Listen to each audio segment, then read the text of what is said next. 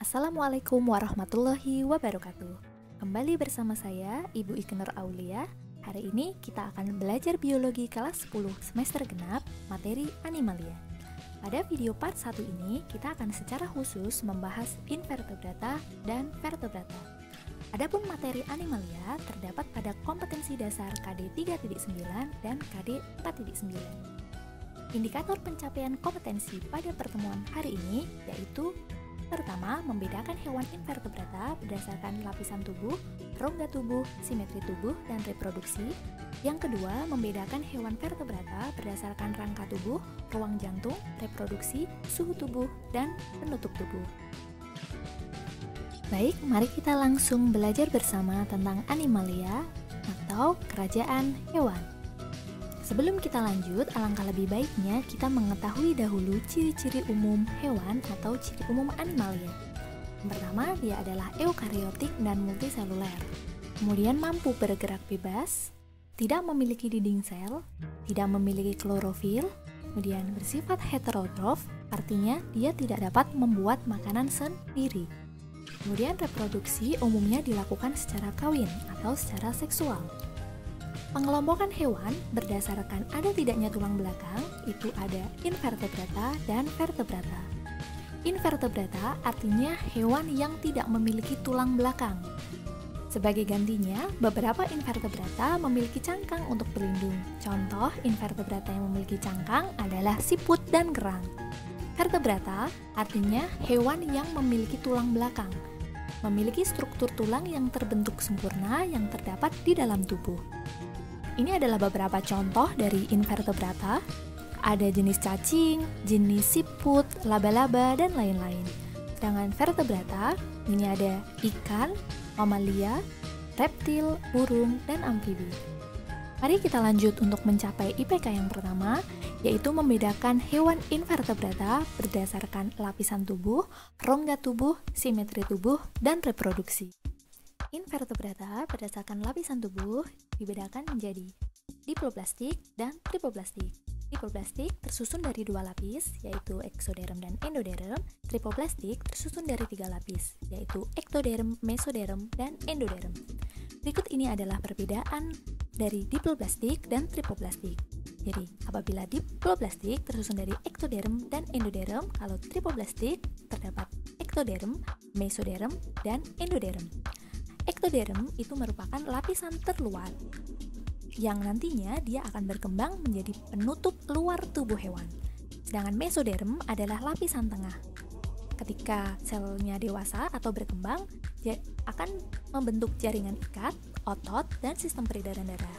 Sedangkan lapisan endoderm atau lapisan terdalam nantinya ketika berkembang akan menjadi saluran pencernaan, hati, dan lain-lain. Kemudian invertebrata berdasarkan rongga tubuh dibedakan menjadi tiga, yaitu ada acelomata, yaitu hewan yang tidak memiliki rongga tubuh. Pseudocelomata, hewan yang memiliki rongga semu. Kemudian celomata, hewan yang memiliki rongga tubuh nyata. Berdasarkan simetri tubuh, invertebrata dibedakan menjadi tiga, yaitu asimetri, simetri bilateral, dan simetri radial. Asimetri yaitu hewan yang tidak memiliki pembagian tubuh yang sama. Ini contohnya pada porifera. Jadi apabila kita ingin mendapatkan atau memotong menjadi dua bagian yang sama pada asimetri ini, kita tidak dapat melakukannya. Kemudian simetri bilateral yaitu hewan apabila tubuhnya dibagi menjadi dua melalui pusatnya diperoleh bentuk dan ukuran yang sama. Ini adalah pembagian simetri bilateral. Kemudian simetri radial, yaitu hewan yang apabila dibagi menjadi dua melalui pusatnya dari arah manapun diperoleh bentuk dan ukuran yang sama. Ini adalah pembagian dari simetri radial. Selanjutnya, invertebrata berdasarkan reproduksi. Jadi cara reproduksi invertebrata yang pertama adalah secara aseksual atau secara tidak kawin. Di sini contohnya dapat membentuk tunas. Ini pada porifera dia membentuk tunas dan tunas tersebut akan berkembang menjadi individu baru. Yang kedua adalah dengan cara fragmentasi atau pemotongan bagian tubuhnya. Kemudian dari potongan bagian tubuh tersebut pada bintang laut dan cacing planaria dia akan membentuk individu baru. Kemudian reproduksi yang kedua secara seksual, yaitu dengan cara menghasilkan sperma dan ovum. Berikut ini disajikan tabel pembeda beberapa anggota invertebrata berdasarkan simetri tubuh, lapisan tubuh, dan cara reproduksi. Invertebrata sendiri terbagi menjadi 8 filum, yaitu mulai dari Porifera hingga Echinodermata. Untuk memudahkan kalian mengingat filum-filum invertebrata, di sini Ibu beri singkatan PCP namai. P yang pertama adalah Porifera, C. Coelenterata, kemudian P. Platyhelminthes, N.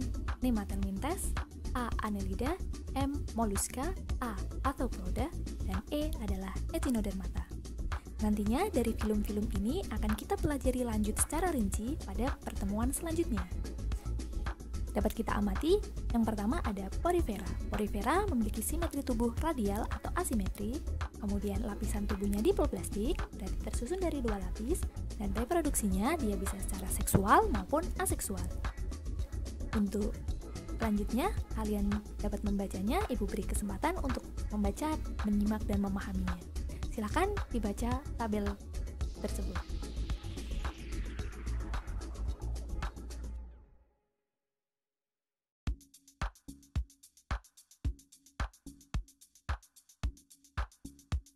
IPK pertama sudah kita pelajari. Kita lanjutkan untuk mencapai indikator pencapaian kompetensi yang kedua, yaitu membedakan hewan vertebrata berdasarkan rangka tubuh, ruang jantung, reproduksi, suhu tubuh, dan penutup tubuh. Berikut adalah tabel pembedanya. Perlu Ibu ingatkan kembali tadi, vertebrata sendiri adalah hewan yang memiliki tulang belakang. Vertebrata dibedakan menjadi 5 kelas, yaitu ada Pisces, amfibi, reptil, aves, dan mamalia. Untuk memudahkan kalian mengingatnya, di situ Ibu beri singkatan untuk kelas vertebrata adalah param. Pembeda pertama, bagian tubuh. Pada Pisces atau ikan, bagian tubuhnya terdiri dari kepala, badan, ekor. Pada amfibi, ini contohnya pada katak, itu bagian tubuhnya terdiri atas kepala, badan, dan ekor. Reptil itu anggotanya seperti buaya, ular, kadal, itu merupakan jenis reptil. Bagian tubuhnya terdiri dari kepala, leher, badan, dan ekor. Aves ini merupakan jenis burung. Bagian tubuhnya terdiri dari kepala, leher, badan, dan ekor. Kemudian mamalia, kepala, leher, badan, dan ekor. Kemudian permukaan tubuh. Bisa dilihat perbedaan permukaan tubuh antara Pisces, amfibi, reptil, aves, dan mamalia. Pada ikan, permukaan tubuhnya itu bersisik dan berlendir. Pada amfibi, itu kalau kita pegang, contohnya pada katak, kulit katak itu lunak, berkelenjar, dan selalu basah. Sedangkan pada reptil, nih pada buaya, ular, dan kadal, itu tertutup sisik yang mengandung keratin. Di sini sisiknya mengandung keratin. Jadi sisiknya ini lebih kuat dan keras dibandingkan dengan sisik pada ikan. Kemudian apabila pada aves atau jenis burung, itu permukaan tubuhnya tertutup oleh bulu. Dan mamalia, permukaan tubuhnya tertutup oleh rambut. Kemudian alat pernafasan, pada ikan itu bernafas dengan insang, amfibi dengan paru-paru dan kulit, reptil dengan paru-paru, aves dengan paru-paru, dan mamalia dengan paru-paru. Kemudian suhu tubuh. Di sini ada istilah pada Pisces, amfibi, dan reptil poikiloterm. Sedangkan pada aves dan mamalia adalah homoiterm. Apa yang dimaksud poikiloterm dan homoiterm? Kita lihat. Poikiloterm atau cold blood, hewan berdarah dingin, itu tadi ada ikan, reptil, dan amfibi. Artinya suhu tubuhnya itu dapat berubah sesuai dengan lingkungan sekitarnya. Sedangkan homoiterm pada mamalia dan aves itu biasa disebut berdarah panas. Jadi homoiterm atau berdarah panas atau warm blood, yaitu suhu tubuhnya cenderung lebih stabil. Dia memiliki kemampuan untuk mengatur suhu tubuhnya sendiri. Jadi suhu tubuh pada homoiterm itu tidak bergantung pada lingkungannya. Contoh, misalkan manusia, termasuk jenis mamalia. Kita berada di tempat yang sangat dingin, misalkan suhu lingkungan 12 derajat Celcius, maka suhu tubuh kita tidak akan berubah menjadi 12 derajat Celcius karena kita homoiterm. Begitu pula sebaliknya, apabila kita berada di tempat yang sangat panas, maka suhu tubuh kita juga tidak akan berubah menjadi seperti suhu lingkungannya. Nah, itu yang dimaksud dengan homoiterm. Jadi, suhu tubuhnya tidak bergantung pada lingkungan. Kemudian ada ruang jantung. Ruang jantung pada Pisces 2 ruang terbagi 2 ruang, pada amfibi 3 ruang, pada reptil 4 ruang, Aves 4 ruang, mamalia 4 ruang. Sistem peredaran darah. Sistem peredaran darah pada ikan itu sistem peredaran darah tunggal, sedangkan pada amfibi, reptil, aves, dan mamalia itu sistem peredaran darah ganda. Sistem peredaran darah tunggal artinya darah sekali melewati jantung, sedangkan pada sistem peredaran darah ganda itu darah 2 kali melewati jantung. Seperti yang kita ingat pada materi di SMP dulu kelas 9 sudah pernah dibahas 2 kali melewati jantung. Jadi ada sistem peredaran darah besar dan sistem peredaran darah kecil. Sistem peredaran darah besar itu darah dipompa dari jantung ke seluruh tubuh, sedangkan sistem peredaran darah kecil itu dari jantung, paru-paru kembali ke jantung. Jadi sistem peredaran darah ganda itu darah 2 kali melewati jantung. Kemudian selanjutnya ada fertilisasi. Fertilisasi dapat dilakukan Pisces amfibi secara eksternal, sedangkan reptil, aves, dan mamalia secara internal. Eksternal artinya pertemuan sel telur dan sel sperma itu terjadi di luar tubuh hewan. Contohnya pada ikan, jadi sang betina dia mengeluarkan telurnya, kemudian jantan mengeluarkan sel spermanya, dan bertemunya sel telur dan sel sperma itu terjadi di lingkungan airnya, bukan di dalam tubuh ikan. Nah, itu yang dimaksud atau contoh dari eksternal, terjadi di luar tubuh hewan. Sedangkan fertilisasi internal itu adalah terjadinya pembuahan sel telur oleh sperma terjadi di dalam tubuh, itu adalah internal. Kemudian reproduksi di situ ada istilah ovipar, ovovivipar, dan vivipar. Ovipar artinya bertelur, ovovivipar bertelur beranak, vivipar beranak atau melahirkan. Baik, kesimpulan pembelajaran pada video part 1 ini adalah invertebrata itu merupakan hewan yang tidak memiliki tulang belakang, sedangkan vertebrata adalah hewan yang memiliki tulang belakang. Invertebrata berdasarkan lapisan tubuh dibedakan menjadi diploblastik dan tripoblastik. Kemudian berdasarkan rongga tubuh ada aselomata, pseudoselomata, dan selomata. Berdasarkan simetri tubuh ada asimetris, bilateral, dan radial. Berdasarkan reproduksi ada yang secara aseksual dan secara seksual. Kemudian anggota dari invertebrata itu kita singkat PCP namai, mulai dari Porifera hingga Echinodermata yang nanti akan kita pelajari pada video part 2. Kemudian pada vertebrata atau hewan yang memiliki tulang belakang, berdasarkan ruang jantungnya ada yang memiliki 2 ruang, 3 ruang, dan 4 ruang.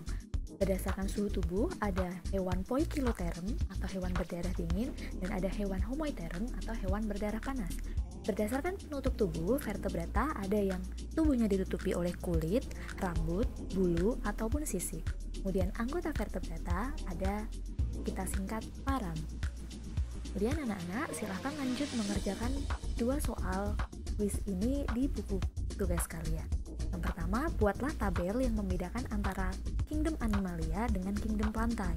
Yang kedua, jelaskan perbedaan hewan berdarah dingin dengan hewan berdarah panas.